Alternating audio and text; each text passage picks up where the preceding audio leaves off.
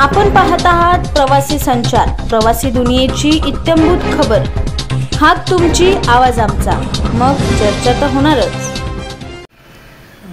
येणाऱ्या 5 तारखेला राज्याचे महायुतीचं हे सरकार स्थापनेचा दिवस ठरवला आहे, तर याबद्दल तुमची काय प्रतिक्रिया आहे?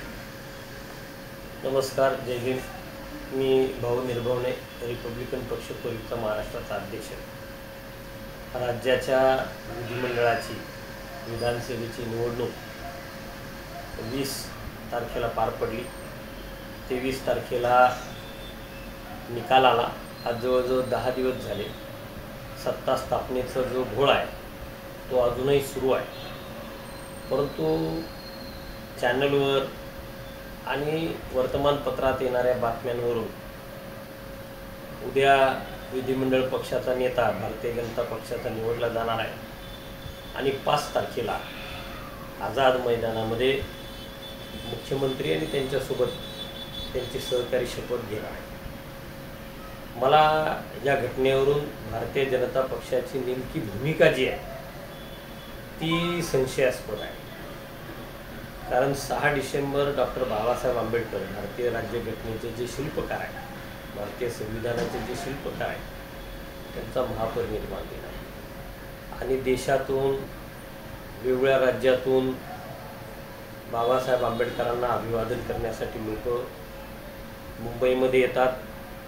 5 तारखेला संध्याकाळी चैत्यभूमीला जायला लोकांची रांग लागलेली असते, म्हणजे लोक अभिवादनासाठी मुंबईत येणार आणि त्याच वेळेला भारतीय जनता पक्षाचे नेते या महाराष्ट्राचे मुख्यमंत्री म्हणून शपथविधी घेणार आणि त्याचा राज्यभर जल्लोष केला जाणार आणि हा जल्लोष, हा आनंद, हे जे काही सगळं करणार, त्यामुळे तुम्ही महापरिनिर्वाण दिनाच्या दिवशी आनंद साजरा करणार। नेमकं तुम्हाला काय दाखवायचं आहे? बाबासाहेब आंबेडकरांच्या प्रती तुम्हाला आत्मीयता, प्रेम, आदर, मान सन्मान काही आहे की नाही?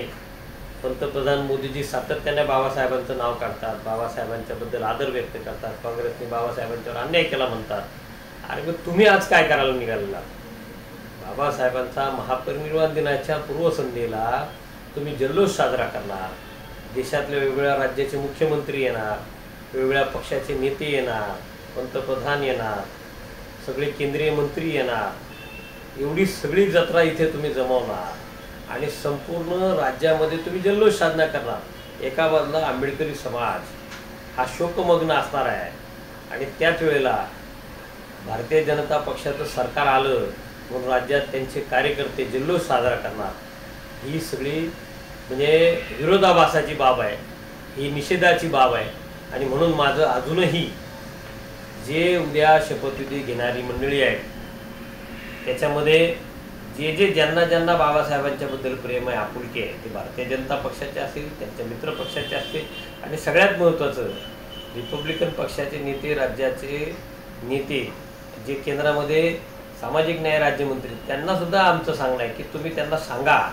की कुठंतरी हे थांबलं पाहिजे, हा खेळ थांबवा।